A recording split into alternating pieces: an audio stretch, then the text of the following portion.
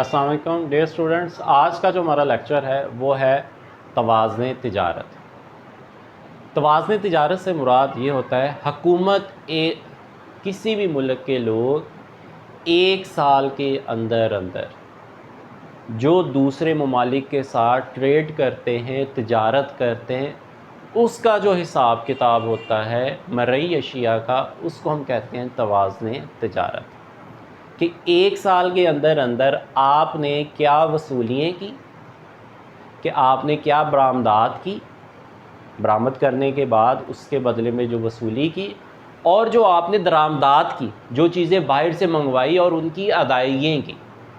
ان وصولیوں اور ادائیگیوں کا جو توازن ہوگا، اسی کو ہم کہتے ہیں توازن تجارت۔ مرئی اشیاء کی درآمدات اور برآمدات کا جو توازن ہوتا ہے، اسی کو ہم کہتے ہیں توازن تجارت کہتے ہیں۔ یعنی کہ آپ کہہ سکتے ہیں جس جگہ پر ایکسپورٹ اور امپورٹ آپس میں برابر ہو جائے، ہم ان کو توازن تجارت کہتے ہیں۔ اگر کسی بھی ملک کی ایکسپورٹ امپورٹ سے زیادہ ہو جائے،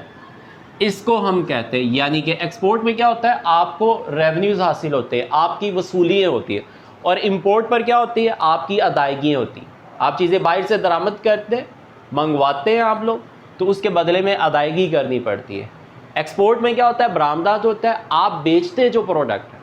اگر بیچی زیادہ پروڈکٹ ہے، منگوائی کم پروڈکٹ ہے،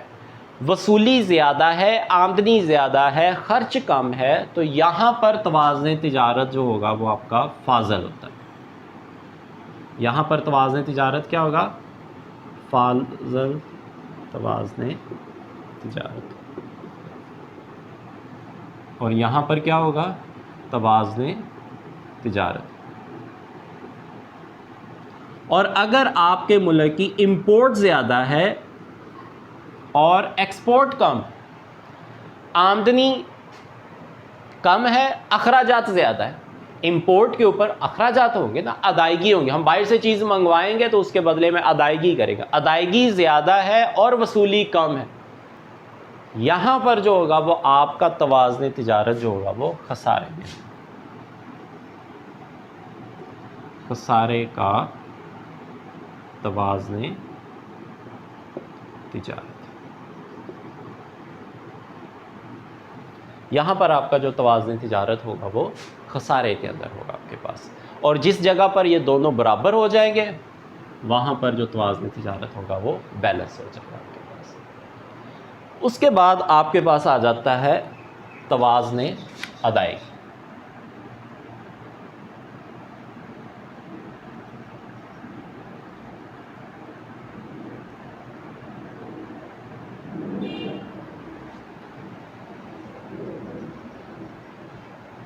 توازن ادائیگی بھی وہیں پر ہوتا ہے جہاں پر ایکسپورٹ اور امپورٹ آپس میں برابر ہوتے ہیں، لیکن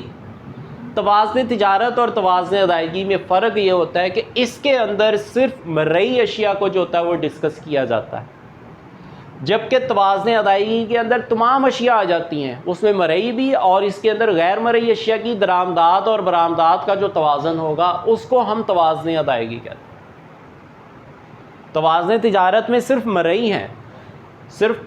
گڈز کو ڈسکس کیا گیا ہے، یہاں پر گڈز اینڈ سروسز دونوں کو ڈسکس کیا گیا ہے۔ جس جگہ پر یہ دونوں آپس میں برابر ہو جائیں گے، وہاں پر آپ کا توازن ادائیگی کمپلیٹ ہو جائے گا۔ اور سیم اسی طرح سے اگر ایکسپورٹ زیادہ ہے امپورٹ کے مقابلے میں، تو توازن ادائیگی خسارے میں ہو جائے گا، اور اگر امپورٹ زیادہ ہے ایکسپورٹ کے مقابلے میں، تو توازن ادائیگی خسارے میں ہو جائے گا، اور اگر دونوں برابر ہیں تو اس کا مطلب ہوگا توازن ادائیگی جو ہوگا وہ بیلنس میں ہوگا۔ اب گڈز کا تو آپ کو پتہ ہے، چیزیں جو بھی ہم باہر سے منگواتے ہیں یا بھیجتے ہیں، یہ مرئی ہے۔ اب غیر مرئی میں کون کون سی چیزیں آ جاتی ہیں، غیر مرئی کون کون سی اشیاء ہیں آپ کے پاس، کون کون سی سیکٹر جو ہوتے ہیں غیر مرئی میں ڈسکس کیے جاتے ہیں۔ سب سے پہلے آپ کے پاس بین الاقوامی جہاز ران کمپنیاں، انشورنس کمپنیاں، بیمہ کمپنیاں وغیرہ آ جاتی ہیں۔ اگر کسی بھی ملک کی جہاز ران کمپنیاں، بیمہ کمپنی، انشورنس کمپنیاں باہر جا کر کام کرتی ہیں، وہاں سے وہ ریونیو جنریٹ کر کے اپنے ملک کو بھیجتے ہیں، تو آپ کے ملک میں زر مبادلہ آتا ہے، تو آپ کا توازن ادائیگی جو ہوگا وہ فاضل ہو جائے گا۔ اور اگر باہر والی کمپنیاں آپ کے ملک میں آ کر کام کر رہی ہیں تو وہاں سے ریونیو جنریٹ کریں گے اور آپ اپنے ملک میں لے جائیں گے تو آپ کے وہ اخراجات میں شامل ہو جائیں گے، وہ آپ کی امپورٹ میں شامل ہو جائے گی، تو وہاں پر جو توازن ادائیگی جو ہوگا وہ خسارے کے اندر آ جائے گا۔ اس کے بعد سیر و سیاحت کے اخراجات، اگر باہر سے لوگ آپ کے ملک میں آتے ہیں، یہاں پر خرچ کرتے ہیں، آپ کا ریونیو جنریٹ ہوتا ہے تو توازن ادائیگی بڑھ جائے گا، آپ کے پاس فاضل ہو جائے گا۔ لیکن اگر آپ کے لوگ باہر جاتے ہیں، انڈیا جاتے ہیں، چائنا جاتے ہیں، دبئی جاتے ہیں، سعودی عربیہ جاتے ہیں، وہاں پر سیر و سیاحت کے لیے جا رہے ہیں، تو وہاں پر جا کر یہ خرچ کریں گے، جب خرچ کریں گے تو ظاہر سی بات ہے آپ کے پاس آپ کے اخراجات ہو رہے ہیں اور ان کی آمدنی ہو رہا ہے، آپ کا توازن ادائیگی جو ہوگا وہ خسارے کے اندر چلا جائے گا۔ اسی طرح سے تعلیم پر اخراجات ہیں آپ کے پاس، ایجوکیشن، باہر سے اگر آپ کے ملک میں لوگ پڑھنے کے لیے آئیں گے تو آپ کے ملک کے ریونیو کے اندر اضافہ ہوگا، توازن ادائیگی جو ہوگا وہ بڑھ جائے گا۔ لیکن اگر آپ کے ملک کے لوگ باہر جا کر کام کر رہے ہیں، باہر جا کر پڑھ رہے ہیں، تو اس کا مطلب وہاں پر وہ اخراجات کر رہے ہیں،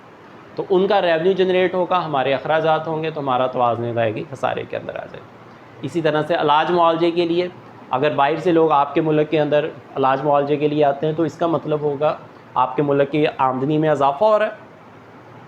ظاہر سی بات وہ یہاں پر آئیں گے، فیس پے کریں گے، میڈیسن پرچیز کریں گے، سارا کچھ کریں گے، تو آپ کے ملک کے لوگوں کی آمدنی بڑھے گی، تو توازن ادائیگی فاضل ہو جائے گا۔ لیکن اگر ہمارے ملک کے لوگ باہر جا کر اپنا علاج معالجہ کرواتے تو یہاں پر خسارہ ہو جائے گا آپ کو۔ اس کے بعد آ جاتا ہے تجارتی وفود، اگر باہر سے ہمارے ملک میں تجارتی وفود آئیں، اس سے کیا ہوگا، وہ یہاں پر آئیں گے، سٹے کریں گے، اخراجات کریں گے، تو ہمارے ملک کے لوگوں کی آمدنیاں بڑھ جائیں گی۔ لیکن اگر ہمارے ملک کے وفود باہر جائیں گے تو ہمارا اخراجات ہو، ہمارا توازن ادائیگی جو ہوگا وہ خسارے میں آ جائے گا۔ سیاسی امور ہے،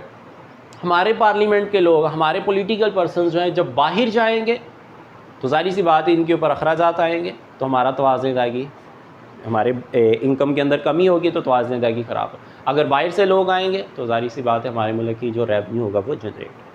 غیر ملکی قرضہ، اگر تو ہمارے ملک نے، پاکستان نے کسی کو قرضہ دیا ہوا تو اس کا جو سود آئے گا تو ہمارے ریونیوز کے اندر اضافہ ہوگا، غیر مرئی برآمدات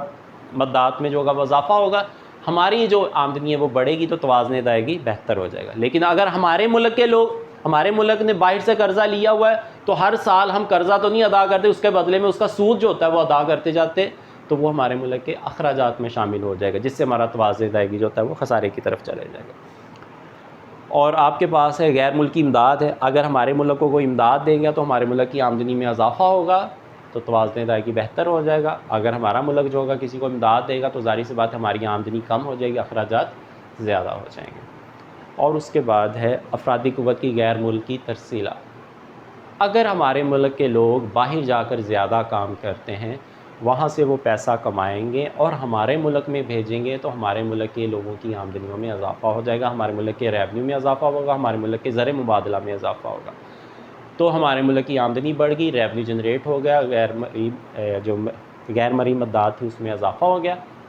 تو توازن ادائیگی بہتر ہو جائے گا۔ لیکن اگر ہمارے ملک میں لوگ باہر سے آ کر کام کریں، جیسے چائنیز وغیرہ جو ہیں وہ ہمارے ملک میں آ کر کام کر رہے ہیں، تو اس سے ہمارے ملک کے اخراجات میں اضافہ ہوگا، تو ہمارا جو بیلنس آف پیمنٹ ہوگا وہ خراب ہو جائے گا۔ یہ تھا آپ کے پاس توازن تجارت۔ توازن تجارت میں مرئی اشیاء کی درآمدات اور برآمدات کا توازن جو ہوتا ہے وہ توازن تجارت ہے۔ توازن ادائیگی میں کیا تھا آپ کے پاس، مرئی اور غیر مرئی اشیاء کی درآمدات اور برآمدات کا جو توازن ہوتا ہے اسے ہم توازن ادائیگی کہتے ہیں۔ اور اب غیر مرئی مدات کون کون سی، یہ جو سبھی اپنے پوائنٹس پڑھے، بین الاقوامی جہاز ران کمپنی، بیمہ کمپنی، انشورنس کمپنی، سیر و سیاحت، ایجوکیشن، ملکی وفود ہے آپ کے پاس، سیاسی وفود ہیں آپ کے پاس، ٹھیک ہے، امداد ہے، قرضہ ہے،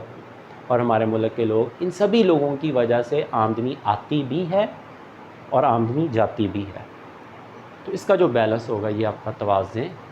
ادائیگی کہلاتا ہے۔ تو ڈیئر اسٹوڈنٹس، آج کا جو ہمارا لیکچر ہے وہ یہیں تک ہے، اپنا بہت سارا خیال رکھیے گا، اللہ حافظ۔